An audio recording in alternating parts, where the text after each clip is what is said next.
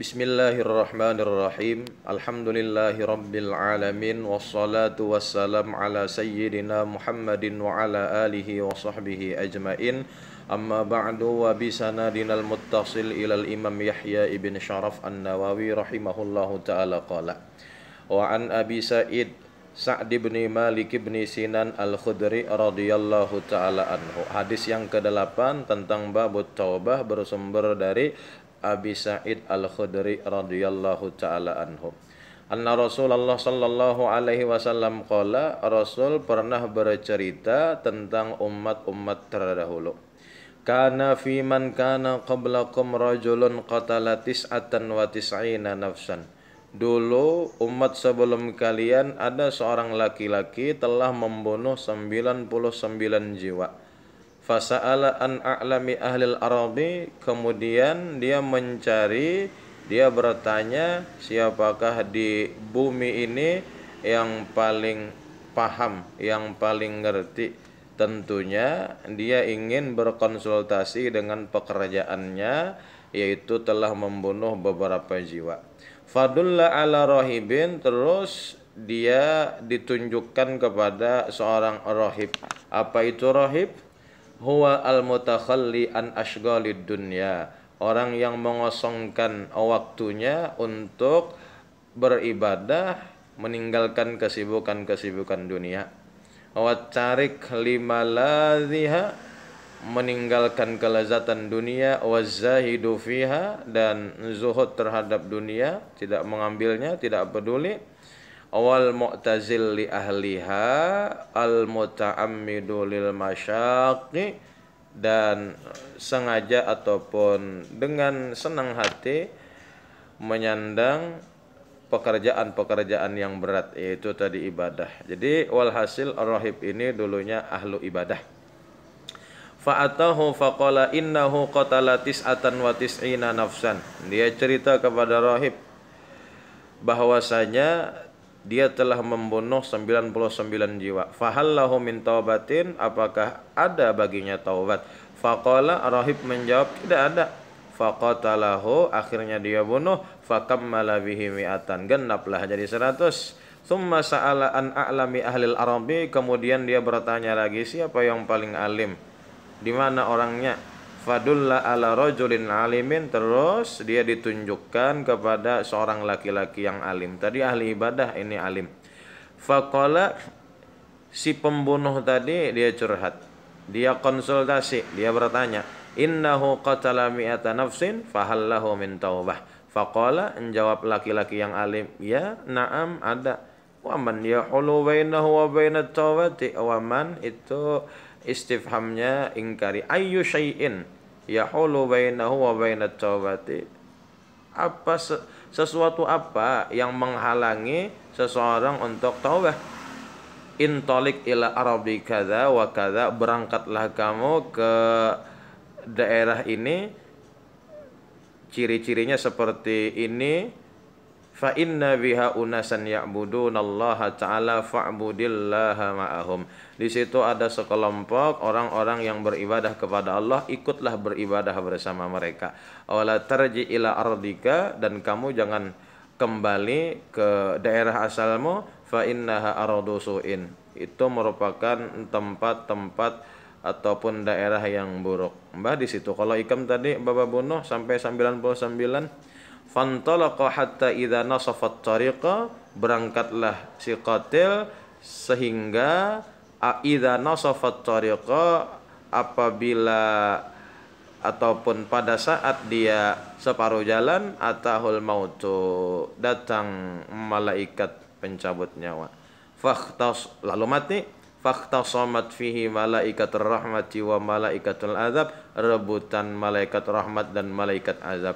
Faqalat malaikatur rahmati, ujar malaikat rahmah, ja'a taiban muqbilan biqalbihi ilallahi ta'ala, dia datang dalam keadaan taubat, muqbilan biqalbihi, serius hatinya tadi memang betul-betul ingin bertaubat kepada Allah. Wa qalat malaikatul azab, ujar malaikat azab, innahu lam ya'mal khairan qattu, tapi kan ini belum beramal kebaikan. Fa'atahum malakun, tiba-tiba saat terjadi perdebatan antara malaikat rahmat dan malaikat azab, datang malaikat fi surati adamiyin, berbentuk rupa manusia. Faja'aluhu bainahum ay hakaman, nang berdebat tadi menjadikan malaikat nang seikung ini sebagai penengah. Faqala, ujar malaikat nang menengahi, qisu ma bainal ardaini, ukur ma bainal ardaini, dari daerah nang inya tadi berbuat jahat lawan daerah nang cager inya datangi, banyak nang mana. Fa ila ayatihima kana adna fahuwa lahu, kalau jaraknya dekat dengan daerah ataupun tempat nang orang baik, maka ambil malaikat rahmat. Tapi kalau nyata diukur parak lawan daerah inya nang bakasnya berbuat buruk, maka ambil wahai malaikat azab. Faqasuhu fawajaduhu adna ilal ardil lati arada, faqabadathu malaikatur rahmati muttafaqun alaihi. Ternyata sedikit, bahkan ada satu riwayat sejengkal, ada yang madahkan sekilan, yakah perbedaan antara daerah nang ditinggalkan lawan daerah nang hendak didatangi. Jadi sakilan aja paraknya daerah nang hendak didatangi, yaitu daerah nang baik. Akhirnya diambil oleh malaikat rahmah. Hadis ini ada mengandung beberapa faidah. Di antaranya qabulu taubatil qatil amdan wa alaihi ijma'ul ulama. Orang yang membunuh dalam keadaan sengaja itu masih ada taubatnya. Ini merupakan ijma'ul ulama sudah. Wa li'anna az-zahira minal hadis anna qatlahu lin nufus kana amdan wa udwanan. Karena dari cerita tadi si pelaku ini membunuh dengan sengaja wa udwanan, dan udwan artinya melampaui batas. Memang kada berhak dibunuhnya itu udwanan.